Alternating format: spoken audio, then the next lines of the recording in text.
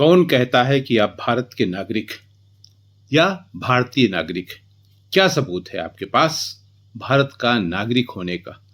क्या कहा? आपके पास वोटर कार्ड है, आधार कार्ड है, अरे आपके पास पासपोर्ट भी है, लेकिन ये इससे साबित नहीं होता कि आप भारत के नागरिक हैं। तो फिर भारतीय नागरिक कौन है? विस्तार से बताऊंगा, लेकिन तब तक आप द ओम ऑफिशियल चैनल को सब्सक्राइब कर लें और अपने मित्रों को भी इसके लिए प्रेरित करें कि वे द ओम ऑफिशियल को सब्सक्राइब करें। इसी के साथ आप सबका स्वागत और अभिनंदन है। द ओम ऑफिशियल पर हम बात कर रहे हैं क्या है भारतीय नागरिक होने की पहचान। भारत में किसी व्यक्ति की भारतीय नागरिकता का कोई एक सार्वभौमिक नागरिकता कार्ड नहीं है, लेकिन उम्मीद की जा सकती है कि भविष्य में इस तरह का कोई न कोई कार्ड अवश्य जारी होगा। हमारे यहाँ नागरिकता का निर्धारण सिटीजनशिप एक्ट 1955 और उससे जुड़े नियमों के आधार पर होता है। भारत में नागरिकता का मूल आधार भारतीय संविधान के अनुच्छेद 5 से 11 और नागरिकता अधिनियम 1955 है। अनुच्छेद 5 के अनुसार संविधान लागू होने के समय भारत में निवास करने वाले और भारत से संबंध रखने वाले लोगों को भारत की नागरिकता दी जाती है। इसमें वे लोग भी शामिल थे जो भारत में जन्मे थे या जिनके माता पिता में से कोई भारत में जन्मा था। अनुच्छेद 6 से 8 में विभाजन के बाद यानी भारत पाकिस्तान बंटवारे के बाद भारत आए लोगों, पाकिस्तान गए और फिर वापस आए लोगों तथा विदेशों में रहने वाले भारतीय मूल के लोगों की नागरिकता के नियम बनाए गए। अनुच्छेद 9 के अनुसार यदि कोई व्यक्ति स्वेच्छा से किसी दूसरे देश की नागरिकता ले लेता है तो उसकी भारतीय नागरिकता समाप्त हो सकती है। अनुच्छेद 10 और 11 संसद को नागरिकता से जुड़े कानून बनाने का अधिकार देती है। अब आप जानना चाहेंगे कि नागरिकता पाने का तरीका है क्या? तो इसमें सबसे पहले आता है बाय बर्थ।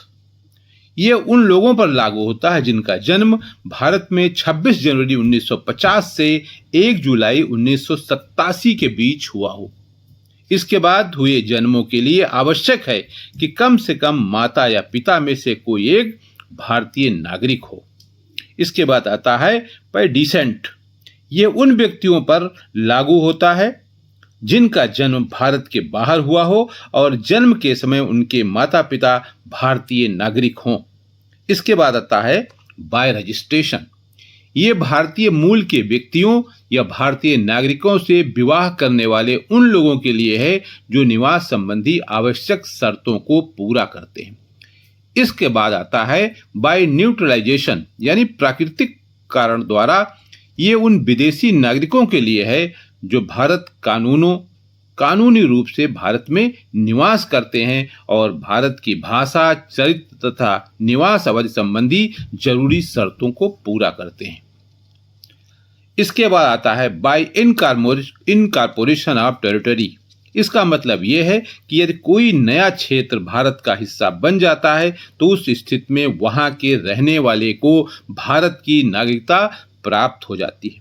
मतलब साफ है कि यदि आपको यह साबित करना है कि आप भारत के नागरिक हैं तो वो न तो आधार से बनेगा, न वोटर आईडी कार्ड से बनेगा और न ही पासपोर्ट से बनेगा। इसको मैं और अच्छी तरह से स्पष्ट कर देता हूं। वोटर कार्ड आपको भारत में मताधिकार का अधिकार देता है। वैसे ये सही है कि भारतीय चुनाव में वोट देने का अधिकार केवल भारतीय नागरिकों को है।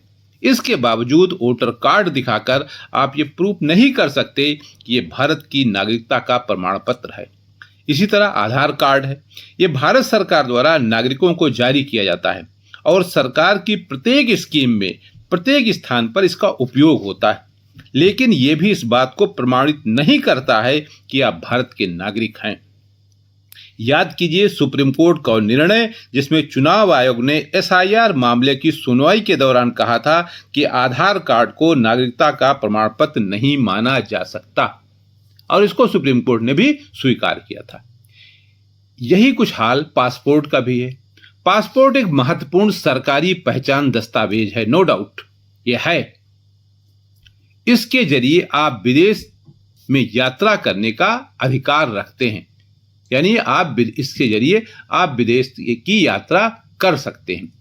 जिस देश में आपको जाना है वहां से आपको वीजा लेना होता है, तब आप जा सकते हैं। लेकिन यदि आपके पास है आपके पास दस्तावेज यानी पासपोर्ट, तो आप अधिकृत हैं जाने के लिए। लेकिन ये भारत के नागरिक होने का पहचान पत्र नहीं है। पहचान का तरीका वही है जो मैंने पहले बताया, यानी by birth, by descent, by registration, by naturalisation और बाय इनकॉर्पोरेशन ऑफ टेरिटरी।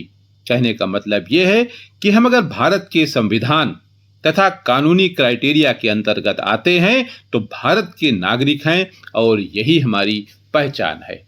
आज के लिए इतना ही। नमस्कार।